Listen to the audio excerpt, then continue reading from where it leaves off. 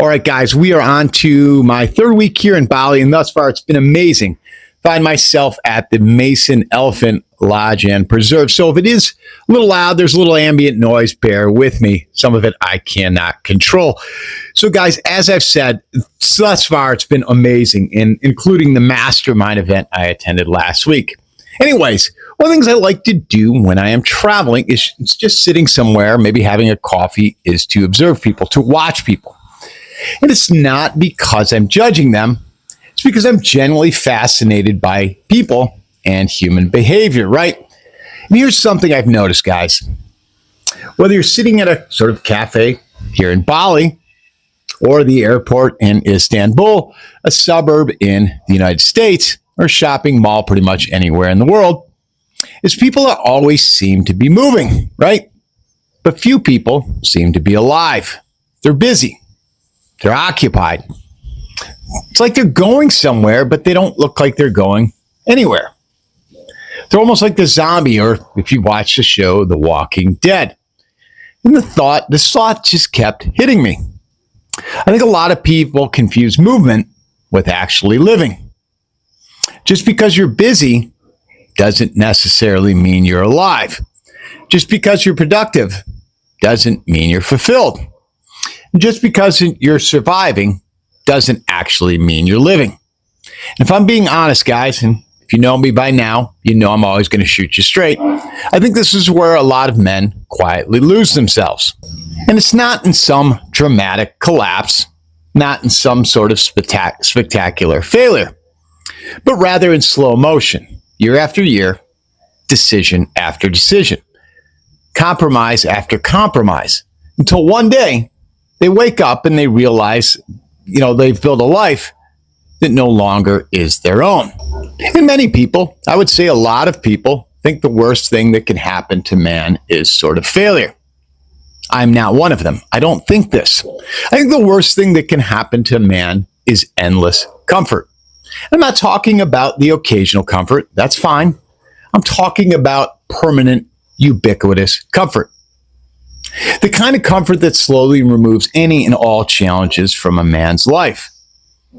Because challenge is the only way you're going to grow. Growth comes through discomfort. Comfort, well, that encourages sloth and complacency. And somewhere along the way, men stop building and they start maintaining, right? Maintaining their relationships, maybe the marriage, the girlfriend, maintaining their job, maintaining the house, the apartment, and maintaining their bullshit routine, maintaining this sort of image they've built for themselves. And before long, life becomes one sort of giant maintenance project. And I can't be the only one that notices, guys. I just can't be. You spend years building something, and suddenly all your energy goes into preserving it. And maybe that's necessary to some degree, right? But if all you're doing is maintaining something, you're no longer growing. And if you're no longer growing, you're slowly decaying or dying. Period. Guys, it is one way or the other. It is not both. And I know some people are going to disagree with me, but I genuinely believe this. If you're not growing, you're regressing. All right, let's talk for a second about the guy that nobody really talks about, right? I'm not talking about the guy who's crushing it, very successful, doing well. I'm also not talking about the converse of that, the guy that's sort of homeless and, really on dire times. I'm talking about that guy that's stuck somewhere in the middle. The guy with a decent job, a decent marriage. He's got decent health, decent life, and nothing really seems too terrible or too great. Nothing great, nothing remarkable or noteworthy, just, sort of fine. Let's call him Average Joe. And that guy, that is dangerous. Guys, and I use that word dangerous a lot. Because fine rarely is going to create any urgency. There's no urgency to change. The man who's drowning, he knows he's drowning. And again, the man who's thriving, he knows he's thriving, right? But the man who is simply existing, he's in this sort of gray zone, this sort of I don't know, call it like a sort of purgatory. And the gray zone is where decades disappear. 1 year becomes 5, 5 become 10, 10 become 20, and I think you get where I'm going here. And suddenly, the guy finds himself at, 55, 58, 60, wondering where the hell all the time went.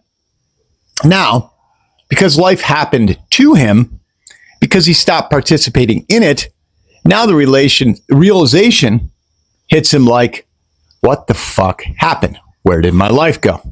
Among the many things, there's one thing I've realized or noticed while here in Bali, especially around the tourists and sort of expats. You see people sort of using quotes here, searching for something. Most don't realize what they're doing. They think they're searching for a destination, a country, a beach, a lifestyle, the sort of proverbial fresh start. But what they're really searching for is a feeling. That feeling is they want to feel alive again. And here's sort of an uncomfortable truth, guys. I like to give you these. You can't fly your way to feeling alive. You can't just hop on a plane to feeling better about yourself. You can't buy your way into it. No amount of money is going to do it. You cannot move your way into it. Because down deep, guys, if you don't change, the same man just simply gets on and off the plane. Different location, same problems, same bullshit excuses, same weak mindset, same dog shit habits. The geography changes, guys. The identity, well, that stays the same. And that's why so many men spend their lives chasing new circumstances instead of changing into the new man.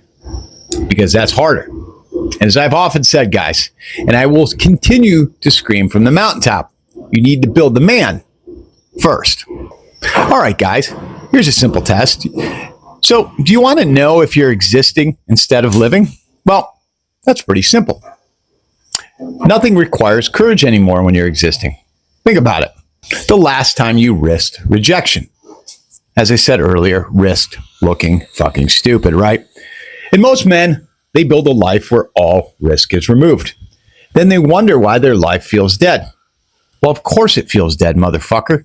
You took all the risk out of it. Everything that makes you feel alive carries some level of risk. Adventure carries risk. Growth carries risk. Building something carries risk. Falling in love, yep, guys, that too carries risk. Changing your life, of course, carries risk. Living requires uncertainty. Existing simply requires mundane routine. And most men, well, they're going to choose this mundane routine every single time. And that's why they remain average and mediocre, right? Unmemorable and unremarkable. So here's something, guys, that I've been asking myself lately. And honestly, it's not a terribly comfortable question. Where in my life have I started settling? Not failing, guys, settling. Because those two are different. They're not the same thing. Or have I started accepting things that a younger version of me would have challenged? Where have I become too comfortable, guys? Too predictable?